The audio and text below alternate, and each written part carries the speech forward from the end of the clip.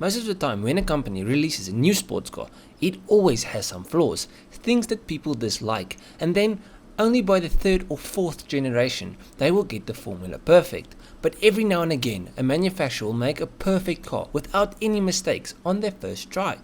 Now this doesn't happen often, so this isn't going to be the longest video, but today we are going to take a look at some cars that were perfect from the get-go, no redesigning. Now, if you disagree with any of the cars I mentioned today, please let me know down below. And if you can think of any cars that I missed, do the same. Just leave a comment, let me know about the car, and then I can look into them and maybe make a future video with the cars that I missed. Yeah. So the first car on this list is the E30 M3. The E30 M3 is a unicorn car. They are insanely loved and praised by many. Why? Well, BMW's M division had only produced 3 cars before the E30 M3. The only M cars before the M3 was the M1, which was BMW's supercar, the E21 535i and the 635 CSI. The idea with the M3 was to broaden their audience and sell to more people. BMW was also aiming to compete in the DTM, which meant it was meant to appeal to the real enthusiasts of motorsport. Now all of this meant that the E30 M3 was one of the most enjoyable and rewarding cars you could ever drive. It had a great weight distribution of 48-52, a dogleg manual, which basically means reverse is where first normally is and second is where first, it just goes on like that. But this means that your 2-3 shifts are nice and fast. She also had no drive assist, so if you screw up, you crash. Everything was perfect, from the engine to the handling. It was a full package. It was so good in fact that it won like 1 million championships. Like literally, the list of championships this car has won is just too long to mention. I don't want to waste time. On to the next, MX-5 Miata.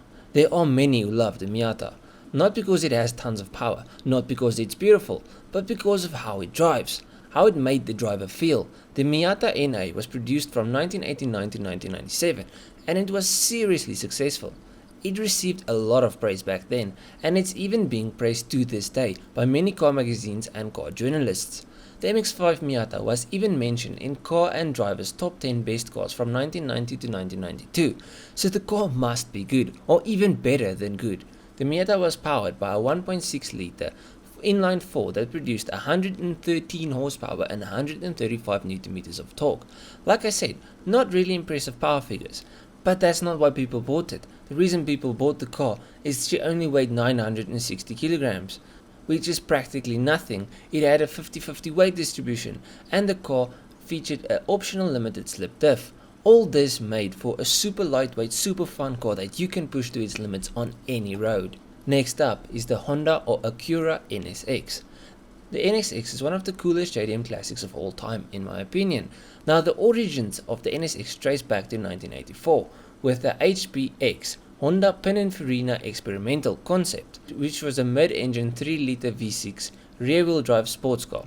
Honda committed to the project with the intention of meeting or exceeding the performance of the then V8 engine Ferrari range, while offering the reliability and the low price point of a Japanese car.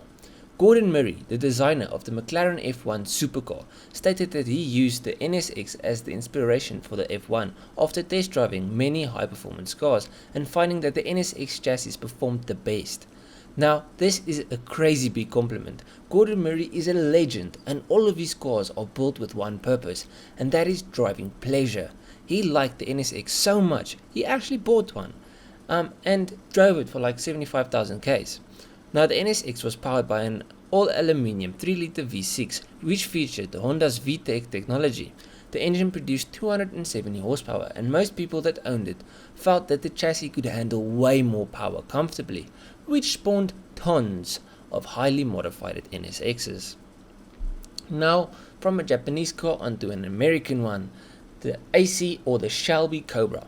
The Cobra was a high-performance descendant of the Ford Mustang with Ford's V8 engine. The Shelby Cobra was a legitimate race car for the streets.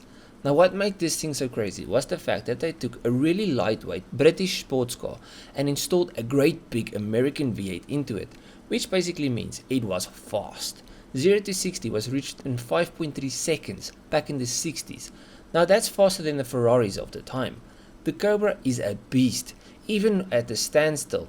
The big V8 will make the car shake at idle, and when you step on the accelerator, The exhausts will emit a monstrous roar that will put fear into the hearts of all that want to race you. Bonus effect, this car makes greenies cry. And now for the last car on today's list, the original or the MK1 Golf GTI. Now the MK1 GTI is a legend in the hot hatch world. It wasn't the first hot hatch, but it was the car that made people fall in love with the hot hatch idea. If it wasn't for the Golf GTI, cars like the Civic Type R, the Focus RS, the Lancia Delta Evo, hell, even the Uno Turbo wouldn't exist. Now, why are hot hatches so fun? Well, it's simple. They are super small, agile little cars with a whole bunch of power under the hood. This means that they are really fast in the corners, and they can surprise some big cars in a straight line too. Now, if you enjoyed this video, please leave a like and subscribe. I've got many more list videos just like this one, so if you like this one, just go through my playlist of list videos, and I've got different videos as well. I don't just make list videos. So if you enjoyed this video, leave a like and subscribe, and go through the rest of my channel. I'll check you guys in the next one. Cheers,